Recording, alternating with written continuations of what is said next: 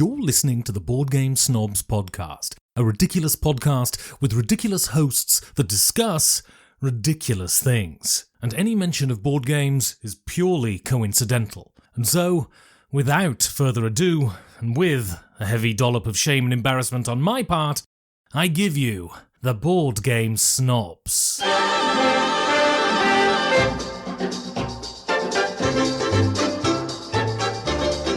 And go. And welcome to the Board Game Snobs podcast. This is a very special episode today. This is Jerry. Thank you. I am here, Gabi. Gabi's here. And like I said, it's always a special episode when we get to have somebody on. Here at BGG Spring Con, I got to meet my good friend Tom. We went out to eat. And so Tom wanted to be on the show, so we thought we'd have him. Tom, how you doing? I'm doing very well. Thank you. That was a good meal we had. All three of us. I call him Mr. Vasel. May I call you Tom? Only people who have broken bread with me. Yes. No, it's fine. Mr. Vasel it is. Yeah, Tom and I and Roy, we ate meat together. We are practically, and now we're friends on Facebook. We're practically brothers. Yeah, so yes, we've bonded over meats. What is your favorite cut of meat, Tom? Well, it depends what it is, but if it's off the barbecue grill like that, it really is a pork chop. I don't know why. I mean, I don't ask for them at home all the time or anything, but a pork chop off a grill is just phenomenal. That is hard to beat.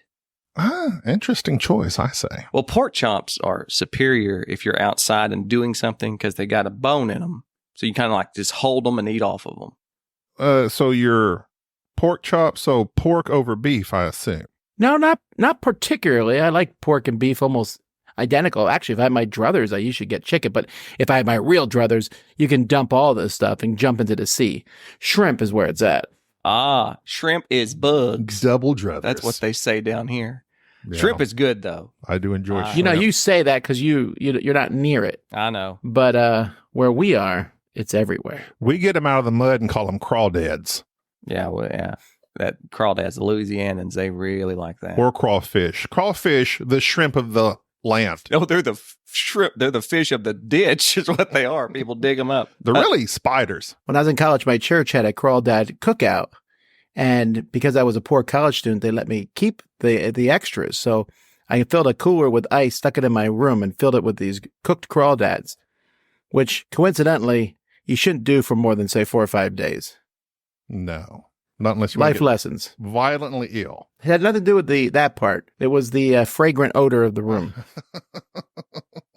Yes. Speaking, And the old deveining process is something I'm not fond of. do you devein? I don't want to eat the fecal matter of what I'm eating. Is that what that is, though? Yes. I thought that was just the spine. No, that's what it is. But you know what? I don't think it makes that big of a difference. You're also eating the flesh of whatever you're eating. At some point, you just got to give in. Yeah, I don't devein them. There's a quick way to devein shrimp, though. You butterfly them real quick. I learned that. Did I mention we eat a lot of shrimp down here? Yeah, it's great. I'm looking forward to it. I'm coming to visit in August to the Dice Tower Retreat. Yes, but that's in the landlocked section of Florida, in Orlando. Oh. There's no. But there is a restaurant there where you can get all-you-can-eat lobster. Yes. Oh. Is it $1,000 buffet? No, it's like 65, I want to say it is. And the lobster tails are small, and the guy gives you a look when you go back. Me and Joey went, and we've gotten 9. And we both, it's like, if I was listening to top 10 regrets of my life, it's that I couldn't just get the 10th. Because 9 doesn't sound like I tried. No. You know, so we have made a blood oath pact that the next time we go there, we will eat 10, regardless of the snide look of the lobster server guy. You can eat a lot of lobster. It's very light. It's like it's like Chinese food. You get. Well, what's great is if you go there, the lady the waitress will show you how you can quickly open a lobster. Like I have it down. It's snap, twist, turn, pull, open. And I can get a lobster tail out in like 10 seconds. You don't just like do a two-handed shrimp squeeze like you do shrimp. You know how you like squeeze the end of the shrimp on the tail, like hopping out. Instead, this is a Midwestern talk I'm hearing. Yeah, yeah, we don't know that. We don't know that. Shrimp squeeze. You don't know that one. We don't know that. The underside of lobsters terrify me. All those little legs, they are creepy. Centipedes. It's something off of Aliens, Romulus. I'm not eating. I'm not arguing that, but this is just a tail, so who cares? We're not big into shrimp. Do y'all have crock pots there? Oh, you look like you'd be a big fan of crock pots. The crock pot. Crock pots exist anywhere at churches. All right, I was just making sure because we're pro crock pot here. Like that's a thing that you can just sit and Is forget. it like a big bowl you put those shoes in Yeah, you just put whatever in it. Just leave it. for hours and make it And stew? you can forget about it, and it's back. So, Tom, you said something about top 10 regrets. And, on this show in the past, we may have lightly poked fun at the many top 10 lists that the Dice Tower accumulate and have done through the years. Top 10 regrets. Have you done that one yet? No, I mean, you mean top 10 regrets in game purchases? That is actually going to be live at Dice Tower East. That's coming. We're calling it top 10 disappointments. Top 10 disappointments. And I was going to lead off with number 10, Mike DeLisio. Okay, so But I literally have on my notes of all the regrets is having Dan Hughes and Mike DeLisio on the Dice Tower Network number 1. No. Now ask me if it's in the top 10. Is it in the top 10? No comment. That's what Okay. people say when they mean yes, but don't want to. Yeah. So far, they talked about board games more than y'all do. Well, let me know if you can hear this. This is, okay, so for one, this is, I'm Dan Hughes. okay, so that's my friend. This is what he said about us many moons ago, and he lives to regret it to this day. There's no one does what Board Game Snobs do better. They are almost professional level comedians. He regrets those words because I play them on loop every chance I get. You should. You're not finding that to be the case so far, though? I can't tell if you weren't cutting that out of something else that was said. No. He said it legitimately to Richard Simpson on We're Not Wizards. Yeah, that's legit. Sad to say, that's legit. Now, that was a long time ago. He may have changed his mind by now, but, we're still good friends. Okay, before we move on, this is the, the opening of the show where we get all the menial nonsense out of the way before Jerry dives into his nitty-gritty questions. This is a fact. This is a weird factoid. I sometimes bring up weird did you knows. When trains were introduced in the U.S., many people believed that women's bodies were not designed to go at 50 miles an hour, and that their uteruses would fly out of their bodies if they were accelerated to that speed. So why isn't this a board game? What's is that the new Ticket to Ride? And so on some of the comments that followed under that fact or said, yeet the ute. Have you referred to a uterus as a ute? Not as a healthcare professional, no, but I will now. When a hysterectomy? Yeah. Ma'am, we got to yeet that ute. Have you eat that ute? Get it out of there. All of our OBGYN listeners are writing that down right now. People were saying they should have asked for a womb with a view. Others may have Is said, this the whole reason you give the fact so that you can do the puns? Yes, I yes, think by so. all means. I think so. Because I was interested in the fact, but you're deflating it by the second. Oh, now don't overreact. Overread. Okay. You just Okay, I'm done. That is an interesting fact, though, how ignorant we used to be about women's bodies. Specifically men, I'm assuming. yeah, and utes. And uteruses. I thought those were those tents that they had in Mongolia. Those are yurts. Yurts. Those are yurts. Okay. They may have yeeted some utes out of yurts back in those days. Well, pretty soon, if you keep adding words to this, you'll get your own little tongue twister that people will then dance to on TikTok. Yeet the ute out of the yurt. Yeah. Okay. Okay. All right. That was grade A. He's now asking me to go back to calling him Mr. Vasel. Okay. Thank you. I want to be clear, I never stopped. But all right. All right. Go ahead, Jerry. Well, I didn't have time to prepare anything. Enrique though did Okay. write some things. Does Tom have any questions for us, Mr. Vasel? I think I asked them all at that meal. Like, Yeah. who are you? And why are you eating a salad? Was one of those. What does alligator taste like? That was question number 1 from Enrique. Have you ever ate alligator? Yeah, actually, so we live near the Everglades here. In fact, I'm going to the Everglades tomorrow. There is an alligator restaurant. It's more like a truck stop, a truck type place. It's a little tough. It's close to pork, I guess. I mostly eat alligator jerky, so I'm not really up to date on like cooked alligator. I don't get it very often because Why should I pay? I mean, it wasn't that great. It's not the weirdest meat I've eaten. But it's pretty common here, at least as like a who it's on the menu type thing. He also asked, what is best beverage? What is best beverage? Asking what your favorite drink is. Best beverage is water. There's no question on that. Do you mean my favorite thing to drink? Yes, I think that's what he meant. Yeah, there's no question. It is straight up Southern sweet tea. Okay. But it bothers me that I have to like say that. I should just say iced tea and everyone will know what I'm talking about. But unfortunately, a good chunk of the world moronically drinks it with no sugar. And I think it's some sort of, way to torture yourself. You're like, oh, I'm doing my good deed for today, drinking unsweet tea. It's nasty. Unsweet tea is. When you say Southern, what do you consider Southern? Southern's where you brew it in the pitcher and then leave it out in that sun, and then you throw some ice in and serve it that way. Okay. But I'm not opposed to a good tea cooler, and I do like an Arnold Palmer. But sweet tea, I wish I could get that more often, and I'm tired of having to explain to the waitress that sweet tea is not bring me an unsweet tea and some sugar packets, which has happened many times. That's unfortunate. I would figure Florida would be down with the sweet tea. I don't know. Well, that we are in some places. It depends. Like I said, if you go to a good barbecue restaurant, we got some in town, then yes, you got it. You go somewhere else. And the Yankees, I live in Southern Florida, so it's a weird culture of there's a lot of Cubans here, then there's a lot of, old Yankees who have decided to retire here. He also asks where do you get hats and best hat? Best hat. Best hat. The best hat is a fedora. Okay. I get them all over the place. There's a store I go to in Vegas that sells hats. There's Amazon. And there's several hat stores. You have a very distinct style also at the con. Yeah. With the suspenders and the hat. Well, that's true, but I don't understand why people wear belts. They choke your waist. Suspenders are much more comfortable. So suspenders are superior.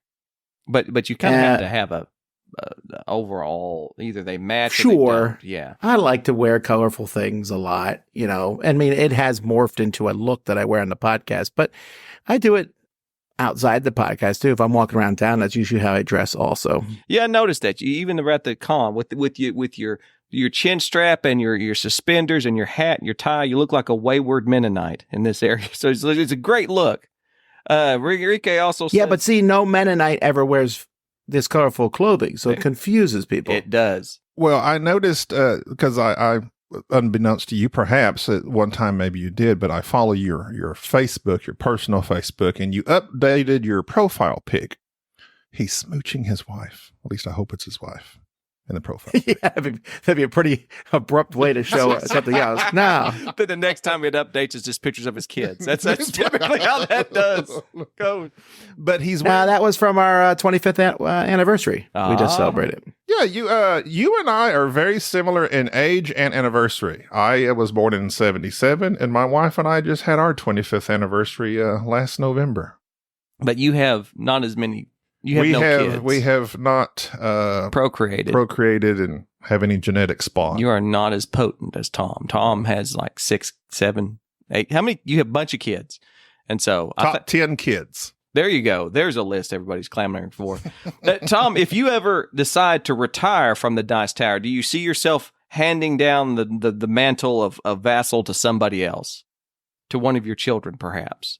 Well, no, not to the kids. I doubt that.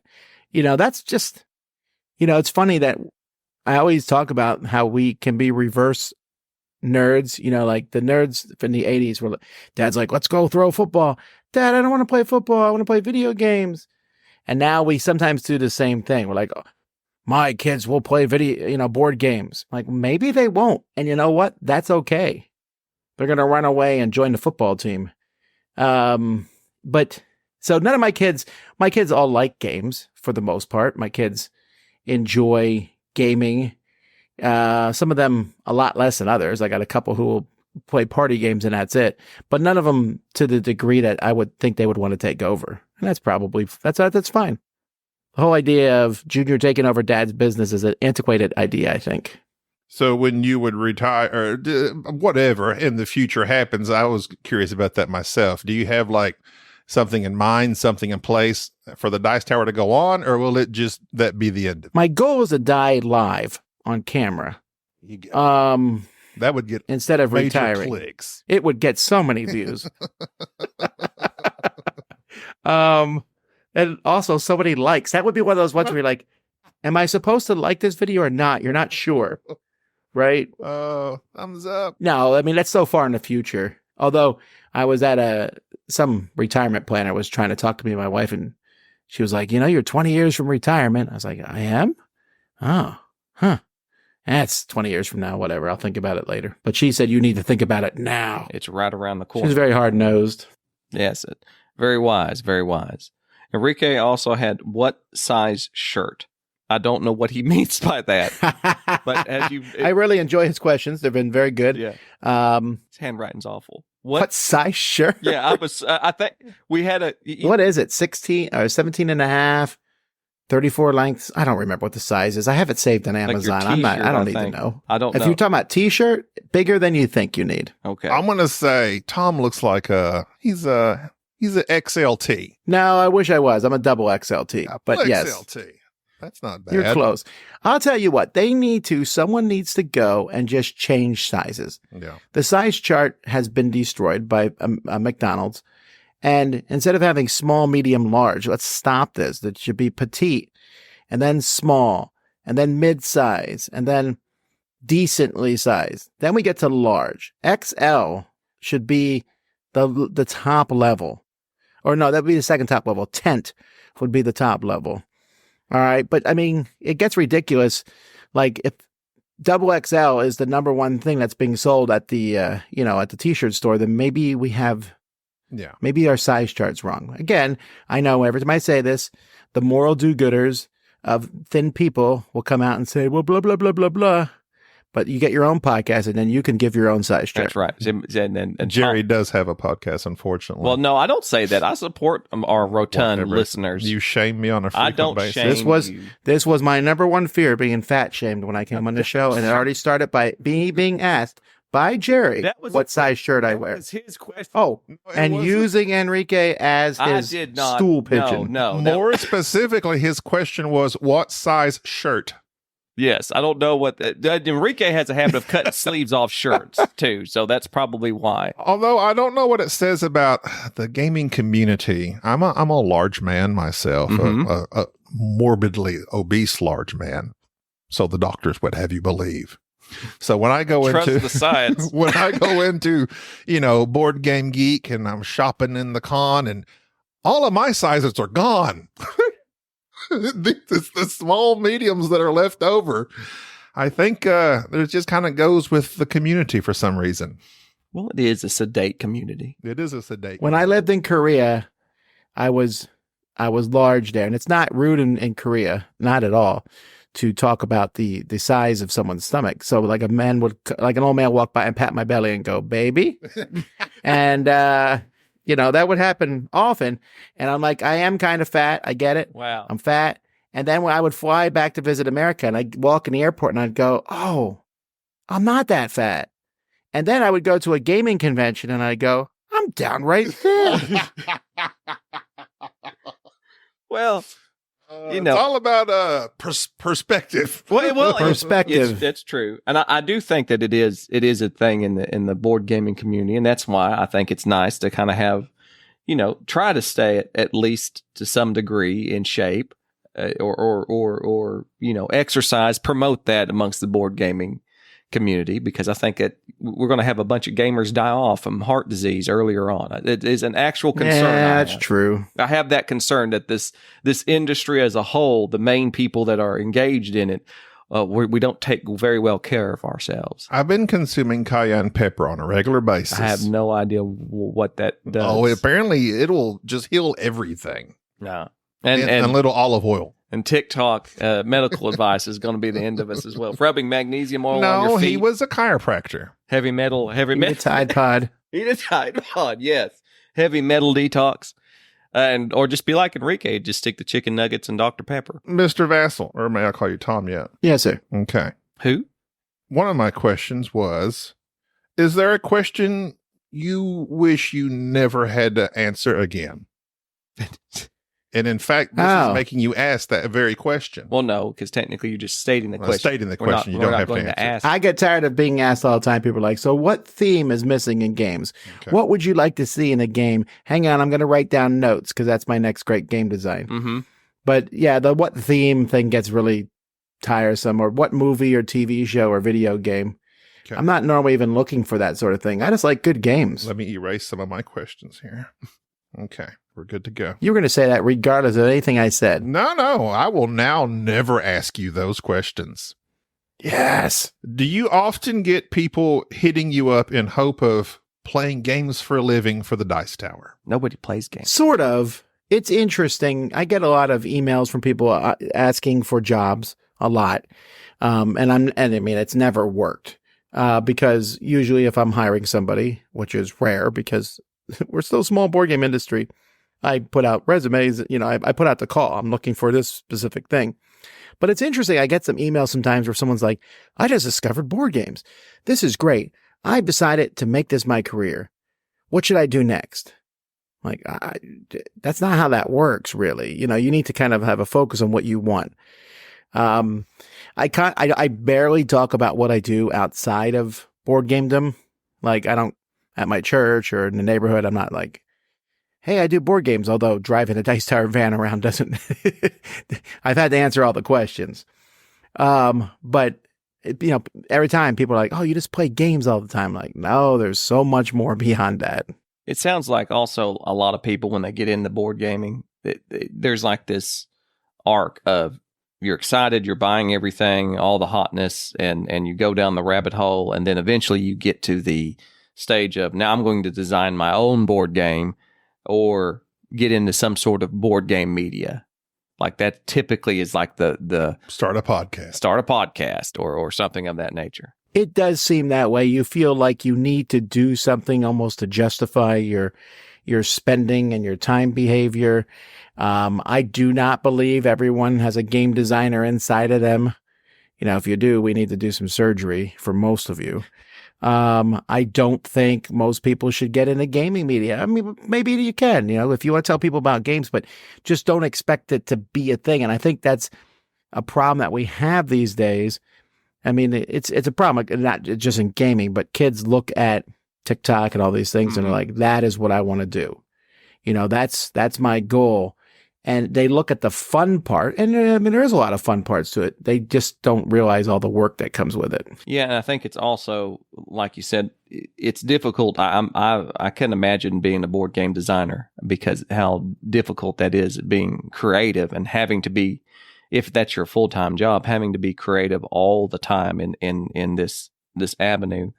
And I often feel like, as somebody who plays a lot of games and various ones, whenever I'm critical of a board game, there's a part of me that always kind of, this tinge of I'm critiquing something that I myself could not do. Guilt, that's what that's called. Well, no, I don't feel guilty by any means. Yeah, but you know what? You just need to get over that. Well, I think it's like the armchair quarterback thing. Yeah. It's that. It's the, and I think that also delves into that motivation of, well, now I want to design something because now that will justify, you develop taste before you develop skill. So it's like, this is going to justify not only my taste in board games, but it's going to prove that I have the skill to contribute to board gaming. I think that's a lot of motivation. But I mean, to get back to I don't feel so bad about that, because I always think about who is our ultimate responsibility to. If you're reviewing games or talking about games, your ultimate responsibility is to the consumer. Right. And it's not like the whole, if you can't do it, don't criticize. It's just not a good philosophy. If I eat a piece of fruit I got from the grocery store and it's gross and disgusting, I'm like, well, I can't grow fruit. So, you got to try it out and see for yourself. I'd be like, no, guys, this is terrible. Don't touch it. I'm helping you out. And you'd be really annoyed at me if I didn't. Yeah. If I ate it and I was like, try this, and you ate it and you're like, well, it's gross. I'm like, well, everyone has different opinions. And you have the rare situation where you've also designed a game that was actually pretty good. I played that. Well, it's not that good of a game. And yeah, I did it and it was fun, but I've come to the conclusion that my goal in life is not to design games. I like playing other people's games. I think that was a question that I had that in connection with designing a game. I always assume that you do you enjoy playing the game that you designed, or is it more, do you find more enjoyment out of playing other people's games? I mean, it feels like the design process would kill most of the enjoyment. Oh, it's not too bad because I just didn't play it that much. I co-designed it, so I let him do a lot of the play testing. I designed a game, and technically I designed 2 games, but no one talks about the other one. But I designed a game that I would want to play. I don't play that often, but then again, I don't play any game that often. So it's a weird thing. Like, do I rate it my top 100 games? No, but I don't know that I ever would because that just feels weird. Yeah, and I just, for some reason, there's something about the design process, and it would be the same as getting into an industry that everybody talks about of if your hobby's your job, then you never work a day in your life. But it seems like that would kill the enjoyment out of it for me. Yeah, I really disagree with that statement. That that whole if your hobby's a job, then you don't work anymore. Then you're doing a bad job. Yeah, because your job should be work. I think it's important. You should attempt. I mean, I think for a job, my first priority is, am I supporting my family? I'll work the most terrible, worst job in the world if that's my number one criteria. But after that, I want to work at a job I enjoy. But I don't expect there to be any job in the world that you enjoy every time. Like, working at Dice Tower is great. I come in on Mondays and I'm happy. Some people get, oh, it's Monday. I'm like, ooh, it's Monday. It's the start of a new week. But I'll tell you, like this week on Monday, I went home to my wife and I said, that felt like an actual Monday. And it wasn't that, just I had to do a lot of planning and emails and meetings and this and that. And there's just so much. If you're going to do a good job, you have to work. It's kind of like being a teacher. When I was a teacher, I loved teaching. Unfortunately, that's not the only thing that's part of that profession. There is planning and prepping and grading and writing tests. And then the 2 worst things, which are in this order, number 2, dealing with parents, and number 1, going to teacher meetings. So what's the thing that you hate dealing with the most in connection with the Dice Tower? Mike DeLisio. Well, besides him. But that's a given. I was told I have to do that like 5 times over the course of this podcast. Dan Hughes is paying me $10 pop. Sounds about 10's quid. We don't even know what that is. Over the course of a year, it's finances / taxes. Easy. Right? I also don't, and that kind of spreads out. I don't particularly like running our Kickstarter. I don't like the advertising things that we do and, all that stuff. I like the actual numbers. I love math, but it's just a stressful thing. I dislike that the most. Yeah, I don't think there's even a sec. Oh, and meetings. I hate meetings. You hate meetings? But I hate meetings with a passion, and I have done my best in my life to wherever I go, eliminate meetings. So like at my church, I was elected a deacon in the deacons board. And when I went there, they had 3-hour meetings every month. At some point, they elected me chairman. We now have a 20-minute meeting every 3 months. Yeah, there you go. Condense it. I want that on my gravestone. Yeah.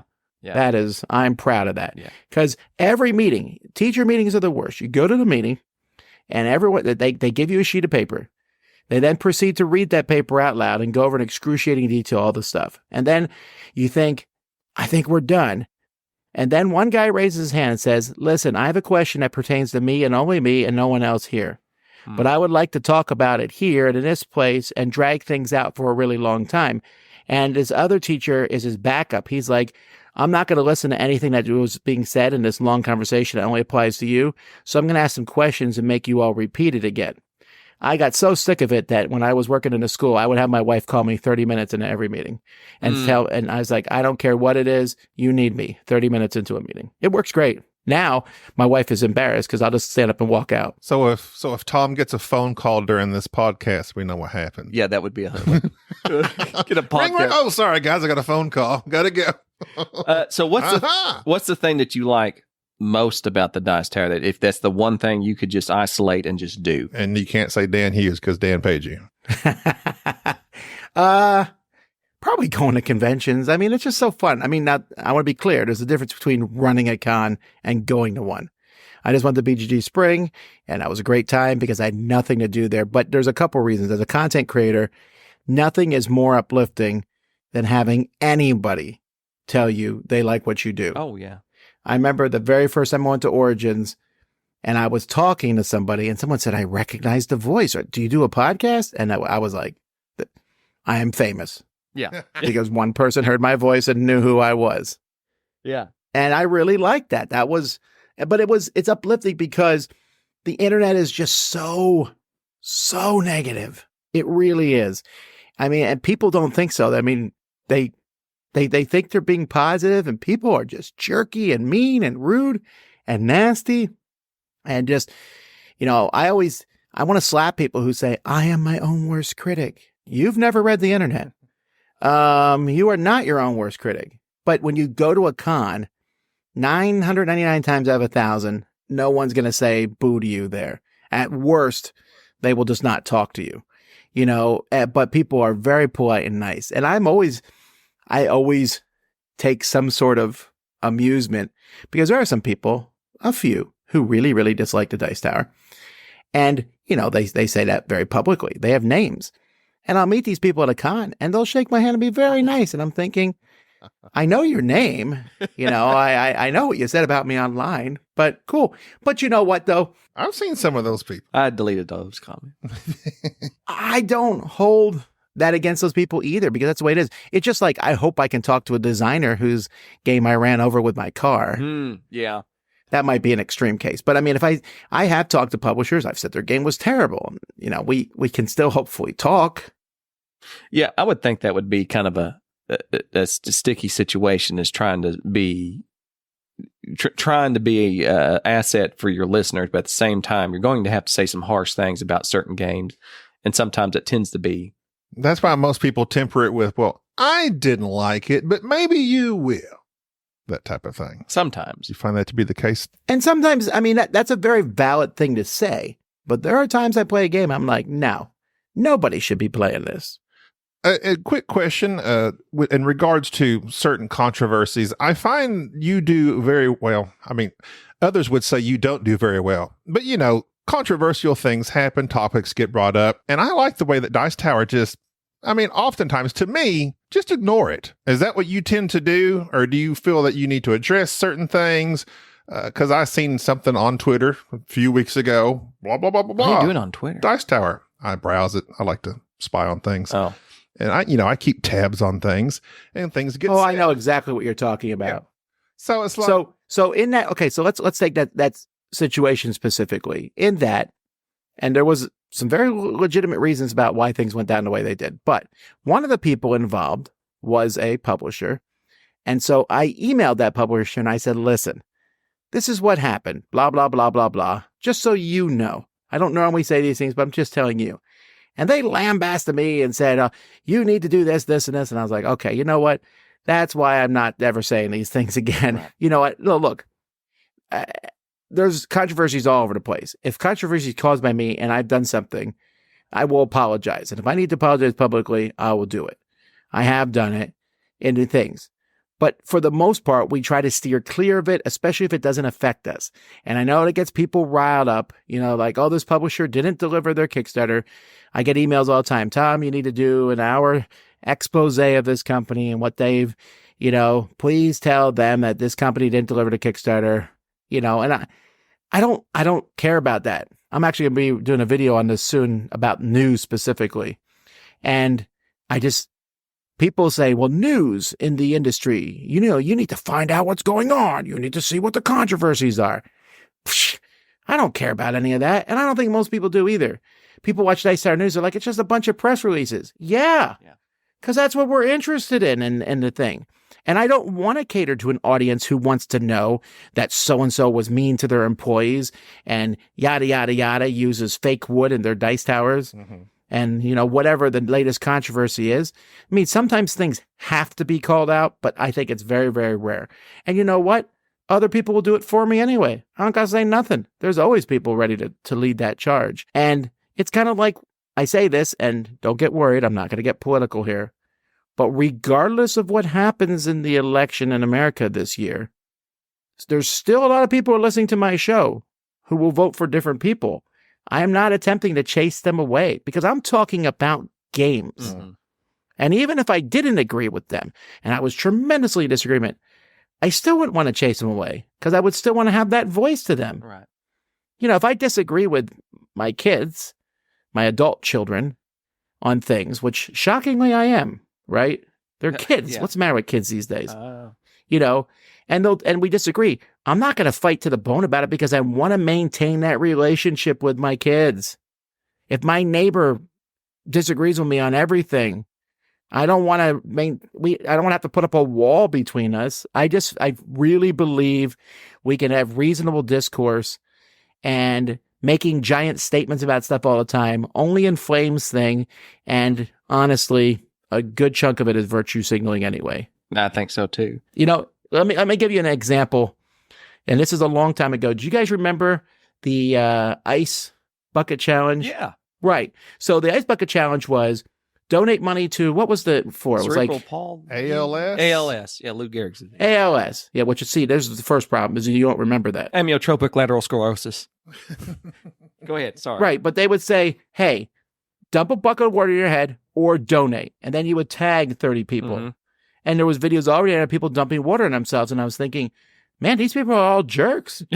They should have been donating money. Yeah. Not gonna do it. But you look good because you got water poured on you. Woo-hoo-hoo. Now, I know some of those people probably did the water and donated money. That's fine. But still, it just, that kind of thing makes me laugh, you know? Yeah. And if you ever do want to change that focus of the Dice Tower and have somebody on, I could do a parody news of what's the drama in the Dice Tower or drama in board gaming. You know, there's plenty of it. Yes. So I was thinking, is there anyone? They've got particle board in their maples. I mean, you know, people are always looking for that avenue that has not really been, you know, brought to the mainstream yet. Is there a podcast that specifically talks about all these drama, for lack of a better term? Well, here's the thing. Well, there's some news sites and there's some YouTube channels that kind of push this thing. And I got to be honest, I think lowly of most of them. I really do. It's the same reason I don't like watching actual news. Yeah. If they get all up in that. No, actual news needs to tell us what's going on. But I don't always need to know everything. I can't tell you the number of headlines where I'll read it and I'm like, that's what you're talking about? You're talking about some seedy thing that this person did one time when they were 30 years ago, whatever. I don't care about that stuff. Give me actual news, and you know what? Give me some positive news in the mix too, because good things happen. True. There you go. Positive things. I'm all about that positive thinking. I started doing that here recently, where I don't say anything negative. I've been on a quite the quest here recently with after just having surgery. And kind of having a new lease on life where I'm not yelling at people as much. I'm not freaking out. I appreciate that. I'm doing personally. Good things. Yes, it's been great. And, you know, I've seen slight improvements. I thank you. I've not, well, think about the things I've said. Oh, I don't have to think about it. I experienced them personally. So here recently, I'm just saying, I'm all about the positivity now. That's good. I think we need more positive because there is, quite frankly, as Brother Vasel, Mr. Vasel said, Chairman Vasel, there's plenty of dearly beloved, plenty of negative garbage. And you can go on specifically Twitter. I mean, it's I don't just, go on Twitter. I know, and there's no reason to, because that's all it is. I stick to Facebook. That's where all the old people are at. No, I specifically cut Twitter out of my life. And I was amazed at how much happier I was when I did that. Facebook, I know some people say Facebook, but Facebook's really easy. If I see someone say something, I'm like, what kind of statement is that? I look at their last 3 posts, and if 2 of them are like in the same vein, I'm like, gone. I curate it very, very quickly. But yeah, I mean, you got to be positive in general. Now, I know people will say, but if you don't complain or yell about things, you won't change things. And there's some truth to that, right? Squeaky wheels get grease and all that. But there are ways to do so in a measured, reasonable way that people will listen to. I think back when I was a kid and the lady who was nice all the time. And the one time she would say, I'm really disappointed in you, hurt way more than the person who shouted at you all the time. That's a pro tip for raising kids. I'm disappointed in you. Yeah, I know. I'm not that great at doing that. That cuts you to the bone. Really. Oh, well, mine are getting into the teenage years now, so I'm panicked about that. That's the at worst age, I think. It's fantastic. Listen, this is going to happen. It's happened with all four of I have 7 kids, but the top 4, all of them have done the same thing. Top 4. No. I mean the oldest 4. I'll do the top 4 another time. The oldest 4, all 4 of them were like, there was a couple years we were like, do they hate us? We're not sure. Maybe it's not that they hate us. They just don't care about us. But all of them, their senior year of high school, were like, we love you now, Mom and Dad. We're leaving forever, but we just want you to know we love you. Then they're gone. Mm. But it was nice to have that nice final goodbye. Yeah. Well, like my 4th daughter, I know this because we were sitting outside the other night and she stayed outside with no phone and talked to us. And I was like, what is this? My wife's like, don't ruin it. Don't point it out. Don't point it out. Be cool. Be cool, Tom. Well, so Tom, I know we have to, since our podcast is based on not talking about board games, but we are contractually obligated to keep a certain percentage of it somehow related to a board game. I think we've already done it. We sort of kind of, I think the board game adjacency. Have you, what's the best, most recent game that you've played? All right, let me pull up my list. So far this year, I'm talking about just games that came out in 2024. So I actually don't play as many games. I think I just broke 100 games, which is kind of weird since we're almost halfway through the year. But it's not so much because I'm actually playing games that came out in 2023 still. That's why. Yeah, I'm at, where am I at? I'm at 104. So I played 104 games. I can tell you the worst is Betrayal Deck of Lost Souls. Terrible game. Don't get it. Okay. It's the card game of Betrayal at House on the Hill, and I hate everything about it. Wow. All right. The best thing I played actually an expansion for Space Base, because Space Base is an amazing game. But something I played recently, let's see, something recently here. Bog, B-O-G. This is one of the games in the Pack of Games set 3. Pack of Games are games that look like a pack of gum, and he's on his 3rd set of 8 of them. And Bog is a little 2-player game about moving frogs through this 3x3 grid, and it is fantastic. It's a great abstract strategy game. What's the, now I know you're not much of a solo gamer, correct? You kind of leave that up to. All right, you want to know the best solo game I played lately? It's called Kinfire Delve. And the new one just came out, Scorn Stockade. But technically, Kinfire Delve is a 1 to 2 player game, and if you buy 2 sets, you can make it 3 to 4. Kinfire, there's a bigger Kinfire game, which is like a boss battler. But Kinfire Delve is a small little card game where you have a character with a little deck of cards, and you have to make it through a deck of monsters and other things. You flip over the cards, you're using your deck to manipulate it. It is absolutely fun. I beat it once, and I think that's the only time I'll ever beat it, but it was good. Is obviously board games is a very important part of your life.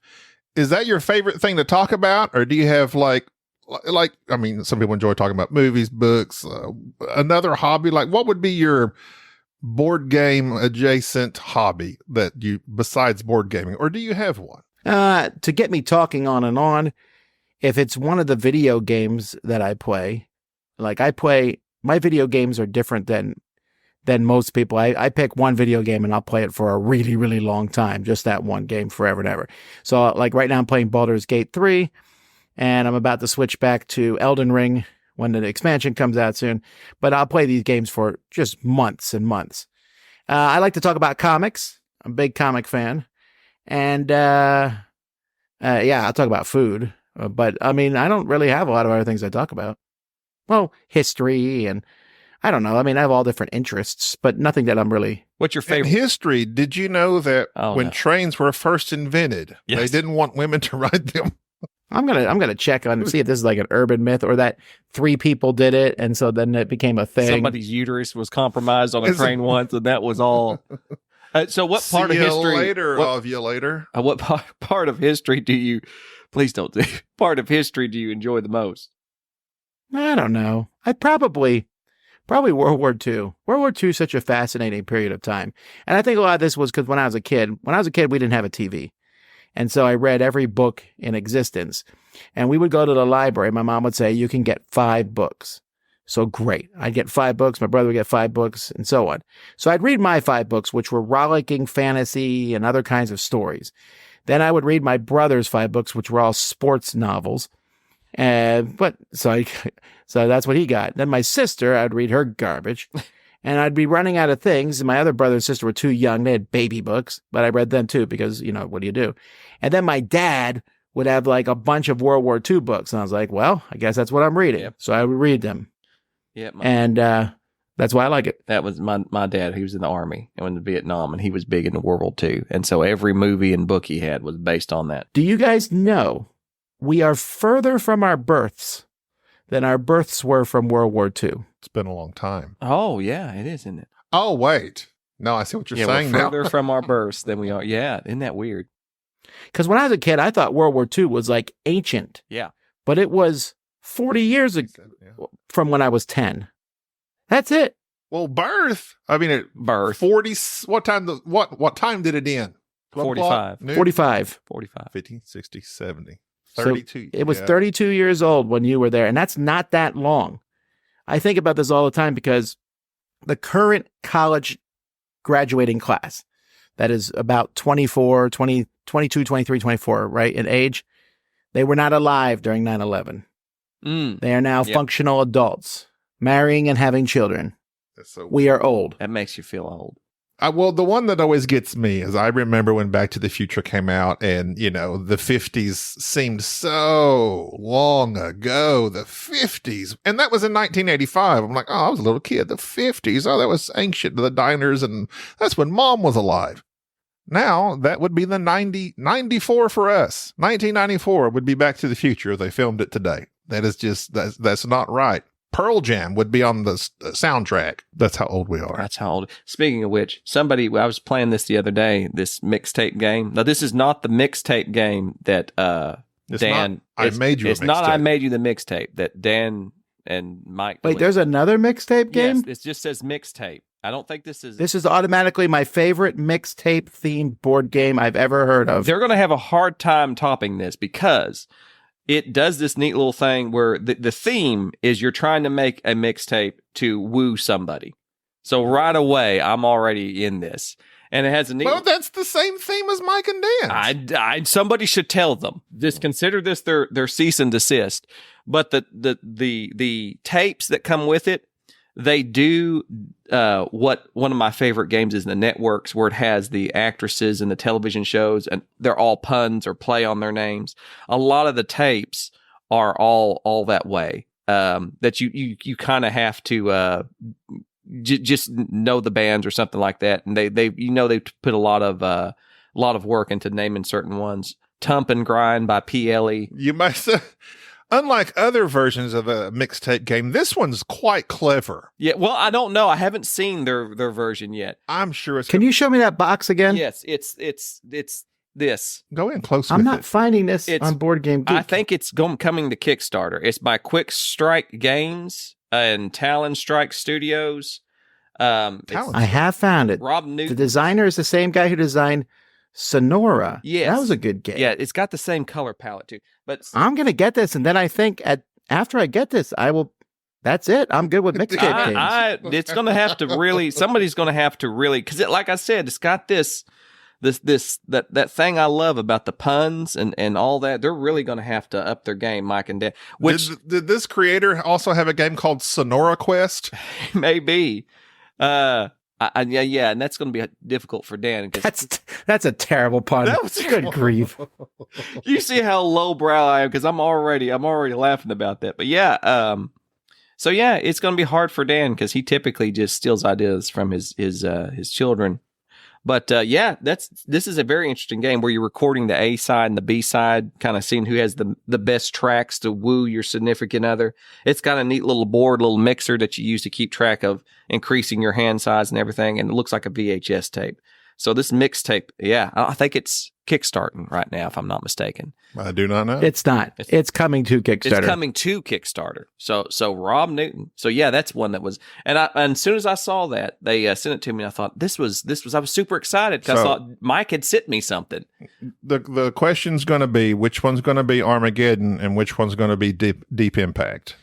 That's a great analogy. Ooh, that's a great. Now that I will accept. Yeah. But okay, let me ask you this though. We all know that one of those movies did better than the other, but which one's the better movie?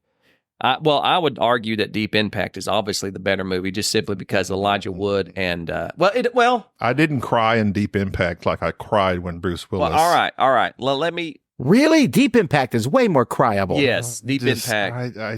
I mean, it was kind of sad when she dies with her dad on the beach at the very end. Yes, and the giant wave engulfs them. No, I'm not even talking about her. It's like the parents who gave up their kid. Yeah, and Robert Duvall and Elijah Wood. Yeah, maybe I don't think you remembered it. You didn't pay much attention. No, I remember it vividly because that was that was in the 90s. I was all about going to movies. 98. You've been doing that for a while. And then those astronauts are all saying goodbye to their adult children and wives as they fly. No, Deep Impact is. When I think it's twice as good as Armageddon. When on this in Armageddon, when they land that jet and they get off that shuttle in slow motion, and that music is soaring, and you see the boy with the little shuttle plane going in slow motion. I'll give you that. That's a great the moment. Prostitute runs up the Steve Buscemi. Yeah, that to too. Each their own. Yeah. And then it gets ruined by the stupidity the movie threw in. It's the whole, like that whole show. There was so much stuff that they were being funny and it was being serious. It was trying to do too many things at once. Just classic Michael Bay. Yeah, but it was still. It was. It is. It depends on what you're saying. What's the better movie?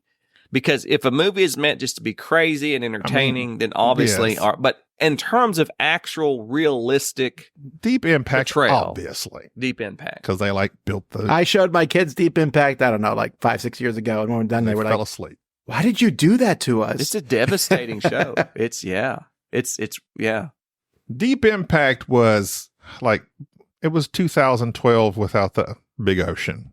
And John Cusack. Deep Impact is better than 2012, though. I'll give you that. Are you interested in the upcoming film Twisters with an S? I don't know. I always thought that Twister was kind of a dumb movie because they would be chasing these storms and then they would get caught up and people were like, oh no. And I was like, well, they drove towards it. What were you expecting to happen? That's Oklahoma. But that's what we do. It's wonderfully dumb, though, Tom. It's wonderfully dumb.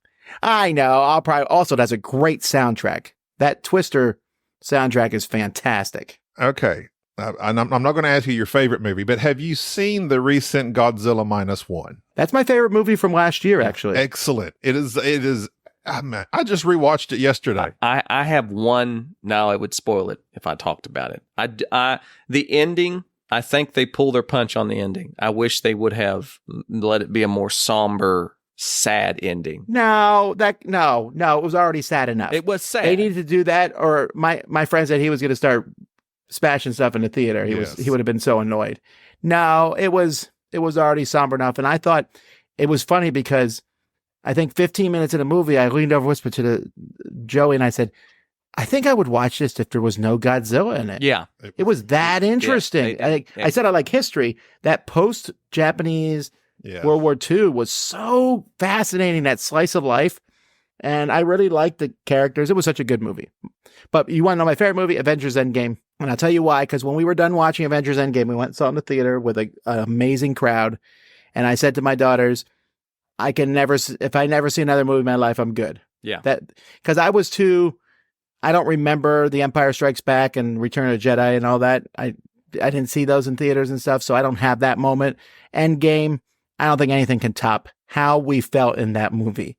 As a crowd, it was just amazing. It was terrific. I would agree with that. Something similar, although I do remember, it's one of my earlier memories. The two earliest movies I remember is Return of the Jedi. I remember seeing that. Of course, I was very, very young.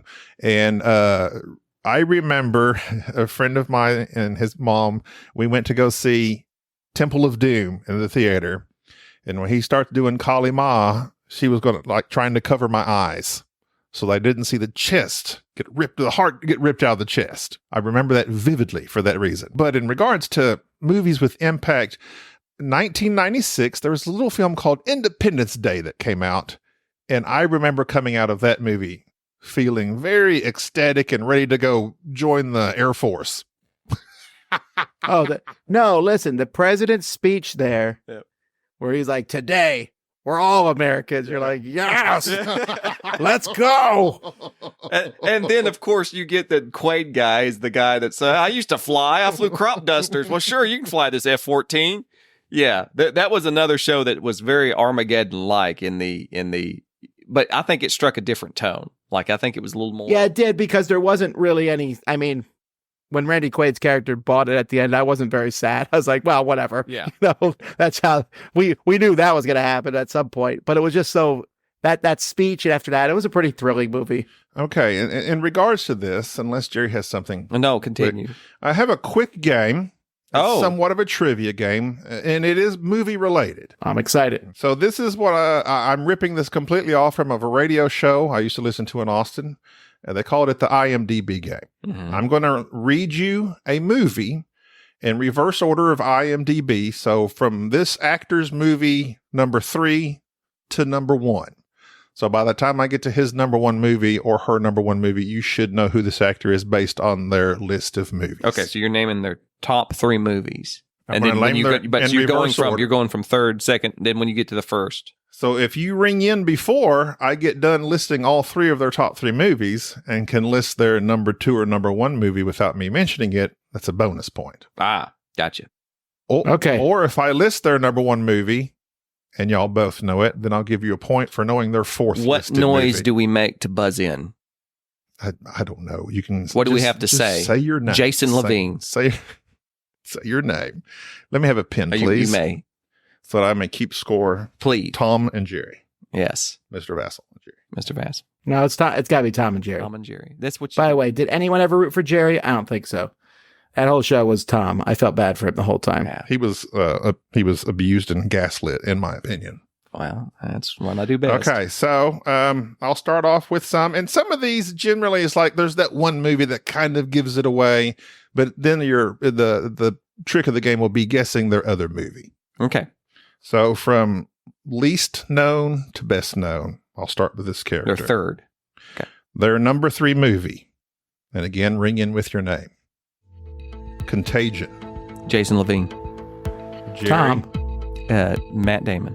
Incorrect. Oh! You now are -1 points. I forgot to mention that. Well, can I guess? You go -1. Yes, you may. No, wait. Hang on. The person I'm thinking of, this could not be their third movie. Wait, quick rules questions. If people are ever in franchises, are you going to consider the franchise as a single movie? No, you can say 1, 2, etc. But I also can list the second movie and you still ring in because Jerry cannot ring in. I would like to do that. Okay, so number 3 is Contagion. Number 2, The Matrix Reloaded. Oh my word. The Matrix Reloaded. Hang on. I'm trying to remember which one that is. Is that the new piece of garbage one that just came out? I cannot answer such questions. Oh, sorry, I'm helping you. Okay. I don't know. Go ahead, give me number 1. Number 1. So in the fashion they wish they did this, so as to not give too much, make it too lopsided, I would just progress with the name of the movie, and it's up to you whether you ring in or not. Number 1 is The Matrix. Contagion, Reloaded, The Matrix. Number 4 movie, and this would be the final movie I list, Mystic River. Jason Levine. You're already out, but if Tom buzzes out, I'm gonna not guess because I'd rather have 0. But okay. I mean, is it? Because yes, is it? If you do guess, you would get a negative if it's incorrect. I'm not guessing. My official guess is over. Now I'm just trying to think who was in those 2 movies that wasn't in Lord of the Rings, that wasn't in, these other movies. I don't know. Okay, Jerry, you can go with your non-counting second guess. Jude Law. Nope. The answer is Lawrence Fishburne. Oh, he was in Okay. Okay, I was thinking about him, but I was thinking there's got to be another movie that he's been in. Those are his I top know that's 4. not his real name. Okay, so Tom is in the lead with 0. Jerry. Okay, that's my favorite lead. Okay. My favorite kind of lead. Here we go. Number 3, Grown Ups. Number 2, Reservoir Dogs. Number 1, Boardwalk Empire. Jason Levine. Tom. I'm going to give it to Tom because of the delay. All right. I'll let it go. Tom?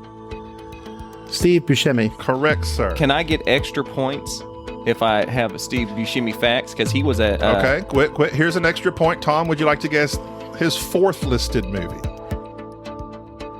Of his movies. So his number 1 was Boardwalk Empire. That's what he's most known for, according to It's IMDb. not a movie, but it's a show. But the Well, okay. What are we using for movies? Is it gross? It's just like the popularity, apparently what they're most searched for. Fine. I'll say Billy Madison. I know this one. Incorrect. I know this one. But it doesn't cost you. Jerry? The Big Lebowski. Incorrect as well. Oh, come on. Fargo. Oh, that's right. He was in Fargo. Who's putting grown-ups over Fargo? This is where I'm confused. I'm confused in the same numbering people who system put here. Armageddon above Deep Impact. It's just like what they, I don't know how the stats are. Now, there are some people that use IMDb Pro, and it says in those cases, then these celebrities can adjust it themselves. All right. So we're still at 0 to -1. Good score. Wait, why did I not get a point for guessing it? Oh, you did. Correct. Okay, 1 to -1. Jerry, you're down by 2. Okay. Here we go. Number 3, Die Another Day. Number 2, Gothica. Jason Levine. Mr. Baker. Halle Berry. That is correct. I knew I can name the number 1 too. Go ahead. It's Swordfish. Incorrect. What? What would you say Halle Berry's number 1 for the still, Tom? Oh, I forgot. Her number 1, X-Men. Gods and Monsters. Catwoman. Catwoman. No. Okay. See, now we know your No, number system. you're You're reading from the bottom, aren't you? No, this is But their it's what listing. they're known for. It's what they're known for. Catwoman was like the biggest. There's no bomb. way she's known for Catwoman over anything else. That is balderdash. How about the movie? Never mind. Yes, that's Okay. So it's Jerry, let's join forces and overthrow. This is- it. okay. This is It's nonsense. 1 to 0. Tom's still in the lead, Okay. and we have 2 left. Number 3, August Osage County. Number 2, I don't even know what that is. Train Spotting. Number 1, Moulin Rouge. Jason Levine. Mr. Baker. Ewan McGregor. That is correct, sir. Train Spotting gave it away, but I had to wait. The Moulin Rouge. Yeah, it is now 1 to 1. This is going to be the tiebreaker. For a bonus point, would you like to guess the number 4 movie in his list? His number 4 was it not a Star Wars film such as? No, it is not. Okay, then never mind. In fact, I didn't even know Train Spotting 2 was a thing. Yeah, it came out not long ago. Okay. Okay, seriously, what is going on with these I numbers? know, this is insane. It's Obi-Wan Kenobi, and he's not even in the top 4. Okay, so He's not even now listed. here's the thing. So I kind of had to go with you kind of have to use super non-famous, not non-famous, but character actors. Right. Because if you use Chris Evans, it's going to be like, oh, Captain America First Avenger. Right. There's something super obvious. No, well, yeah, well, I don't know what that means because you just said Ewan McGregor and then you didn't say any of the Star Wars movies. So Yeah. you're not This making game any is weird. sense. It's not me. Your explanation It's didn't make not sense. me. I like It's IMDb. All right. Take it up with All right, so IMDb. If I lose, I'm going to register a complaint. Okay, final one. This is for winner take all. Remember, if you guess incorrectly, you go negative. All right. Number 3, American Splendor. And I will give Tom a little bump because of the delay. Okay. Number 2, Cinderella Man. Number 1, Sideways. Hang on. I haven't seen Sideways, and I only know one person in Cinderella Man. What was the third movie? American Splendor. I can't think of the guy's name. Number I'm blanking. 4. I'm going to be mad. Here, give me a second. His 4th most known movie at this point is The Holdovers. I know this. I can't think of his name. If I describe him, I have to say the name. Oh, you're killing me. Hang on a second. I know it. I know the guy. Oh, I know who it is too, but I don't know his name. No, here it is. Hang on. It's coming to me. Nope. Time's up. Call him. Time's up. 3, 2, 1. So technically it's a tie because it is the little guy from Paul Giamatti. Paul Giamatti is the answer that you're looking for. I will forever be embarrassed by that because I love Paul Giamatti. All right. Well, this is anticlimactic. What was he in American Splendor? I've never seen that movie, so I do not know. That one threw me off. That almost cost me because I almost said Kevin Spacey. But the sideways thing gave it away. So do y'all want to go out with a tie? Or do you want me to look this up? game is rigged. Oh, I'm thinking of it. I'm thinking of a different movie. I just looked it up because the game's over.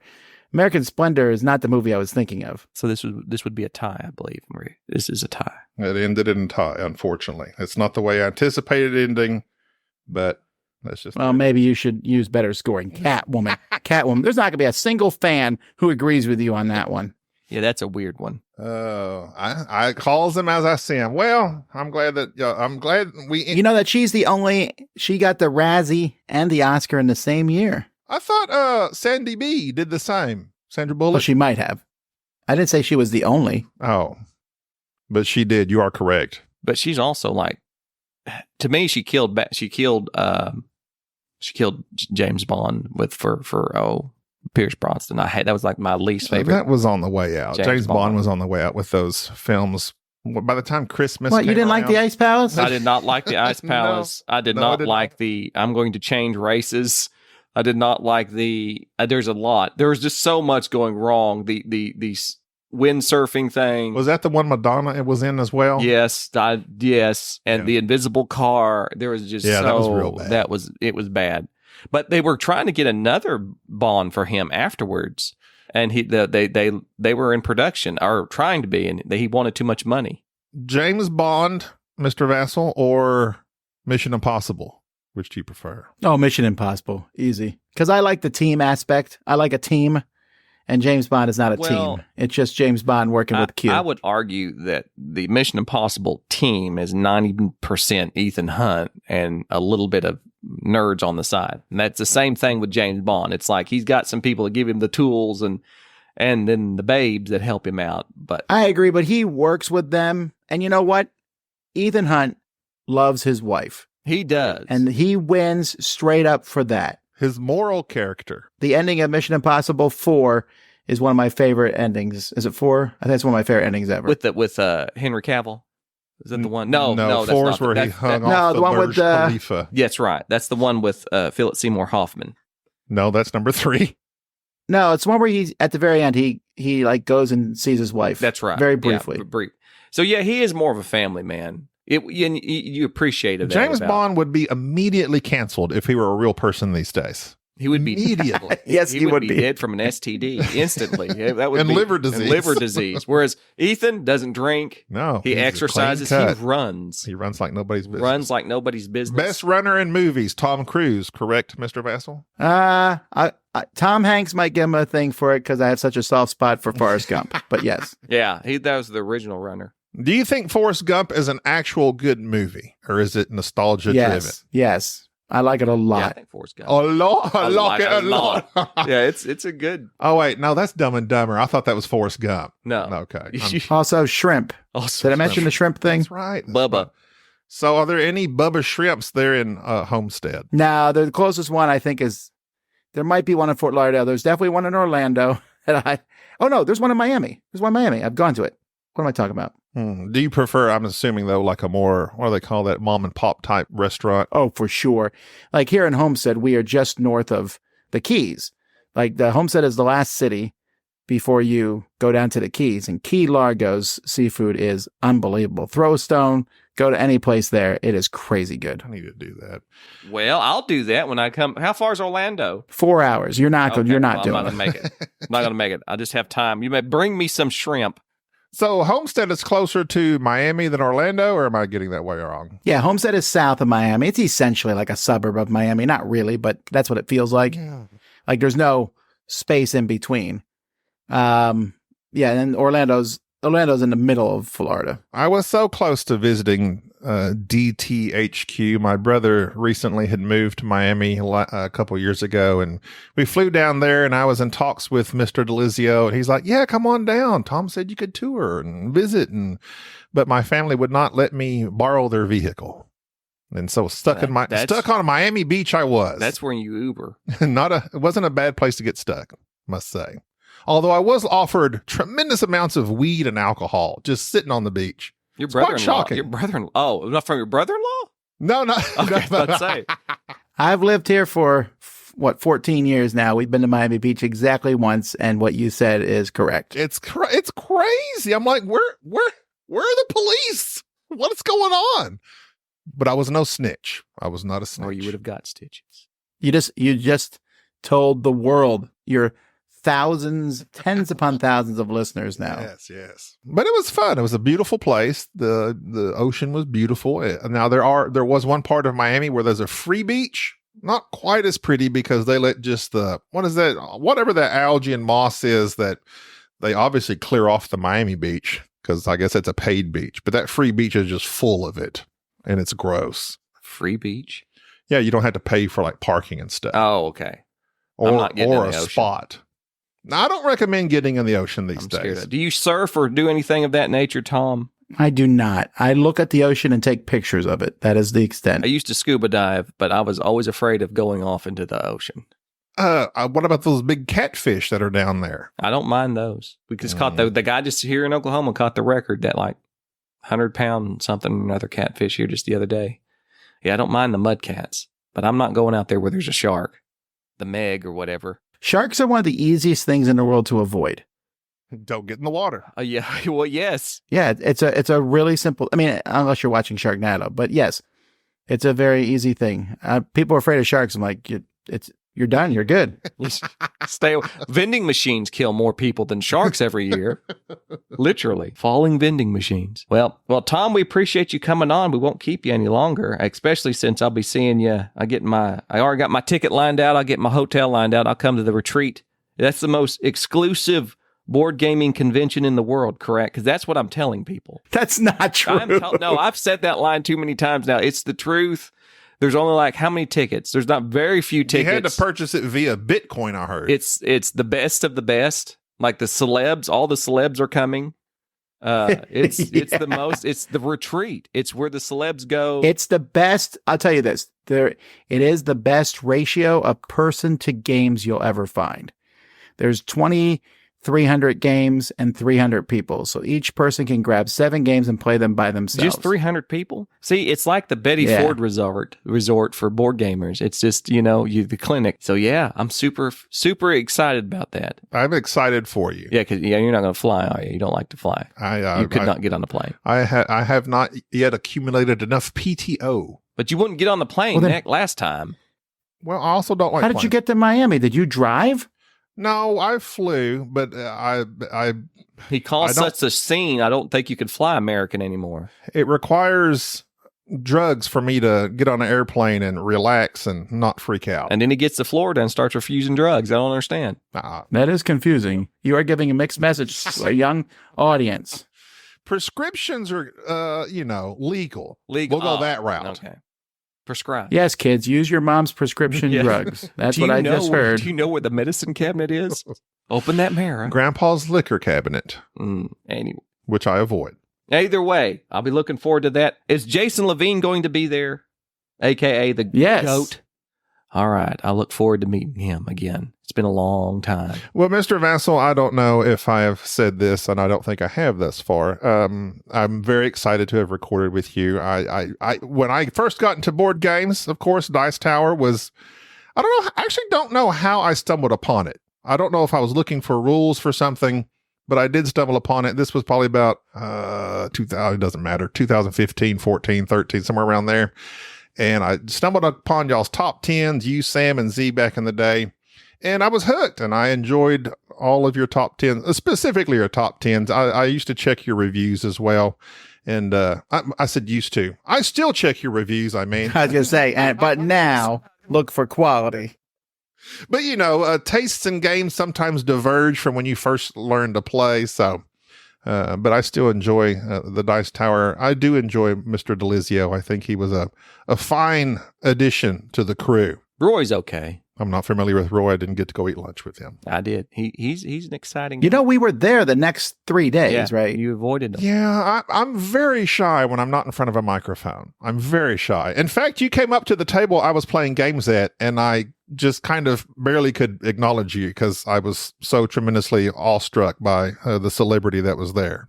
We were playing. Well, as my game group would tell you, you get over that. What were you playing? We were playing Shadows over Camelot. Oh, I wondered why that game. I went there and I was like, cool game. And I got the vibe that they wanted me to leave. So I was like, all right, I can take a hint. No, that was not the case. I remember that specific. I was like, oh, and then I came back later and asked, and people were like, oh yeah, there's no way the trader can win or something like that. Yeah. Because I said, looks like you're about to lose. Yeah, it was. Well, quite frankly, I did not enjoy that game. I found it. I don't know. It didn't do it for me.